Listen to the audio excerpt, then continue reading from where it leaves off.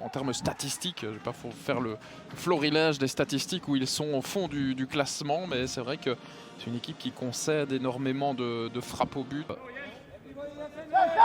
Avec une très longue rentrée en touche, ça manque un peu de présence je trouve d'ailleurs. Attention à cette frappe déviée. Et le premier but après 1 minute 18 seulement.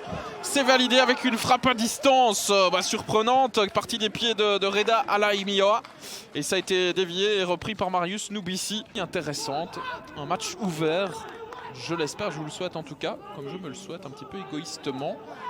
Et je me demande même si ce ballon n'est pas tout simplement dévié par Zanussi. Il n'y a pas du tout de hors-jeu, hein. Noubissi il est complètement oublié, on est très mal positionné défensivement. Suzuki pour aller trouver Vandenberg à l'extérieur du pied. C'était intéressant, mais bonne lecture du jeu de Jens Scholes, toujours très malin sur ce genre de ballon. Toujours une bonne lecture des intentions, ça c'est pas mal vu avec Conan Hendry qui est parti vers le but, le crochet il doit enchaîner, la frappe Van Hammel, ça va être but finalement. Et oui, qui d'autre? Smail Prevliak, il est là au bon endroit, au bon moment, comme toujours. Cette saison. Regardez, hein. Il arrête sa course au bon moment, il sent que ça peut arriver là. C'est vraiment l'instinct du buteur. Et puis Van Hammel, à qui on peut juste reprocher de ne pas avoir repoussé le ballon ailleurs. Mais ça vient vite, cette frappe à bout portant. Pas évident. Il sort un petit peu de défense avec Adriano sur sa gauche. Centre d'Adriano, Prevliak, oh la remise, elle est intelligente, Ngoy, c'est contré de toute justesse par Vandenbuys. Et c'est ce but, attention ça repart avec Prevliak peut-être pour le doubler, il a visé l'entrejambe de Van Hammel, il cherchait le ballon entre les jambes de Mike Van Hammel. Sanyang contrôle un petit peu long, Franz.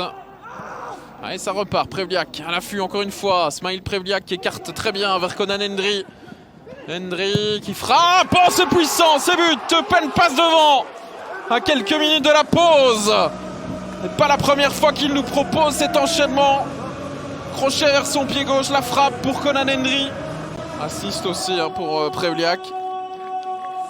Il est là à la récupération, Prevliak, et intelligemment, il voit tout le bloc de Berscott qui se décale vers la gauche. Il y a un peu d'espace pour Hendry qui s'infiltre et qui frappe. Ça ne laisse presque aucune chance à Van Hammel. J'imagine surpris par la trajectoire. Trajectoire un petit peu prise de l'extérieur du pied. Que ce soit pour un assist ou pour une frappe directe, Peters il est capable de tout. Avec son joli pied gauche. Peters, ça part bien, c'est dévié. Et ça finit dans le petit filet. À la faveur de cette reprise de Menokok. Faire 3-1 finalement. Parce que c'est dévié par un adversaire, donc il n'y a pas... Et c'est Noubissi qui est venu défendre sur son homologue eupénois. Oh, ça c'est pas mal fait. Koch, la reprise, c'est but. Le voici qui marque, Menokok. Il a loupé une occasion assez facile en fin de première mi-temps. Et là, il va nous proposer une reprise de volée dans un angle extrêmement fermé. Donc pour Eupen, qui fait le break dans cette rencontre. Et pour l'instant, Adriano, pied droit. Ça part moins bien. Prevliak. Essaie de combiner. Oh, ça passe. Ça va être dedans, ça oui. Hors-jeu. Conan Hendry. Cette fois-ci, l'alignement était bon.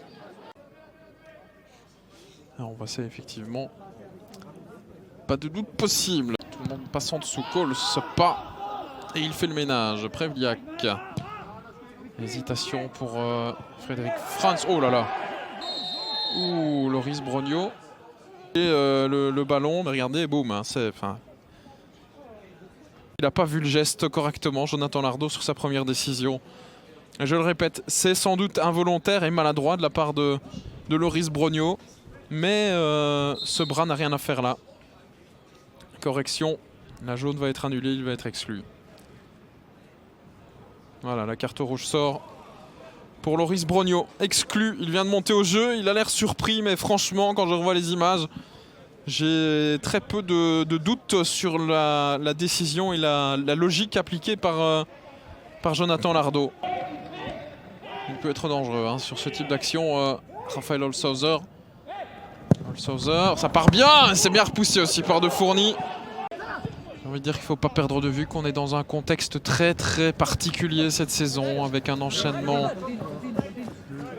de rencontres différents de d'habitude. Et une préparation qui a de toute façon été tronquée aussi. Ça n'explique pas tout.